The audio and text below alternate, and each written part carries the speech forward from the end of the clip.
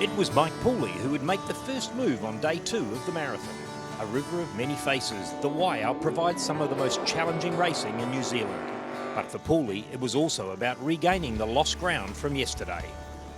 The 3 CX boats starting at minute intervals in front of him were watching over their shoulders as his gas turbine cut the shortest track up the river.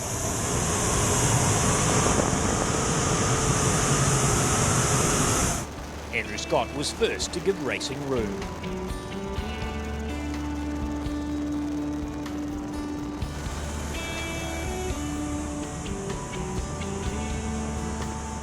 Soon it was Richie Foster's turn.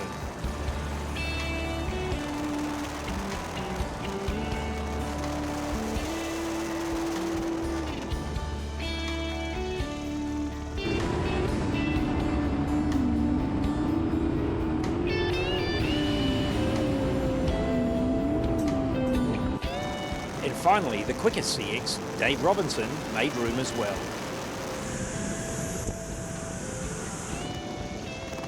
Mind you, Robinson did respond with a shortcut of his own to stay in touch for a moment or two longer. Mike Pooley completed the 80k run to Hamner in 34 minutes and 9 seconds. But for a second day in a row, Roger Preston spoiled the turbine party.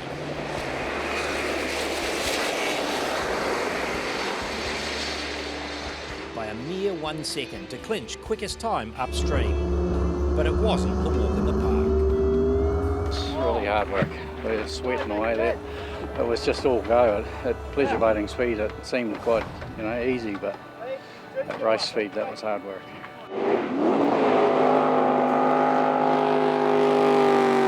Our morning race leader, A-Class Justin Hill, succumbed to the gas turbine dominance, but still he was in front of John Derry.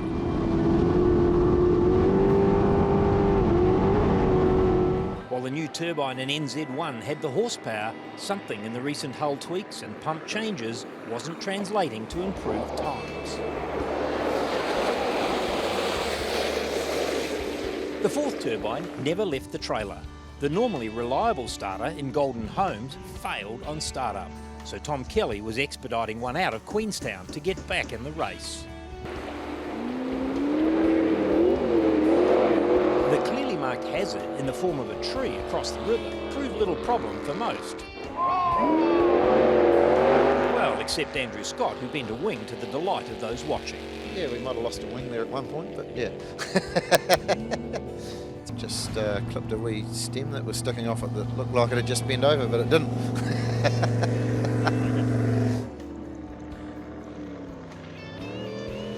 Leg 3, downstream from Hamner, was uneventful despite concerns over a couple of tricky, hard-to-see corners.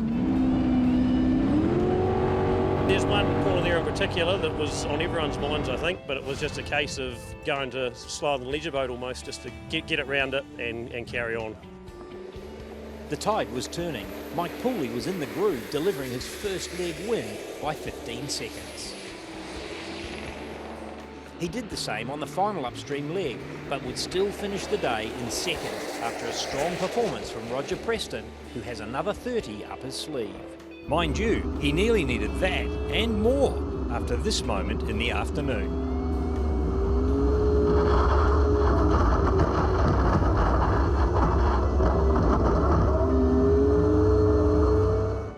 The Deals Racing boys were happy to have an uneventful day, but did wish they were further up the leaderboard.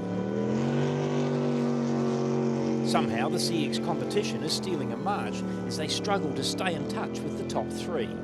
But finishing the Waiau in one piece at this early stage is a good prize nonetheless.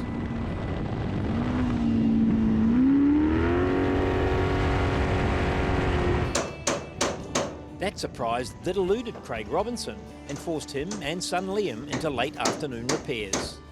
Yeah, Liam just sort of thought that we were when we come down we'd go up against the trees a bit more, and so he pointed me up this channel and I thought it was one too far over, and we just shot round and there was just the proverbial tree in the road.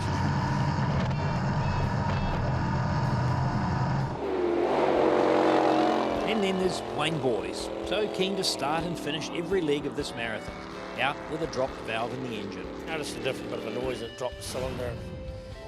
Yeah, we sort of were just hoping, and then it started.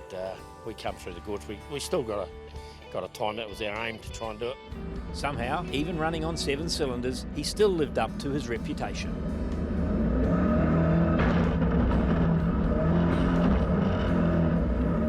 Bricky hopes to be back for day 3 with a fresh engine in the back and more enthusiasm to have fun in the Golden Homes New Zealand Marathon, set for a start on the West Coast.